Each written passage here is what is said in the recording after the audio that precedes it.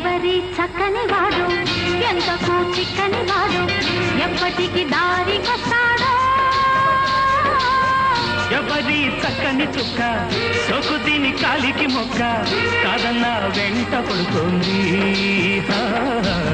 కాదన్నా వెంట పడుతోంది ఎవరి చక్కని వాడు ఎంతకు చిక్కని వాడు ఎప్పటికి దారికొస్తాడో ఎవరి చక్కని చుక్క సోకు దీని కాలికి మొక్క కాదన్నా వెంట పడుతోంది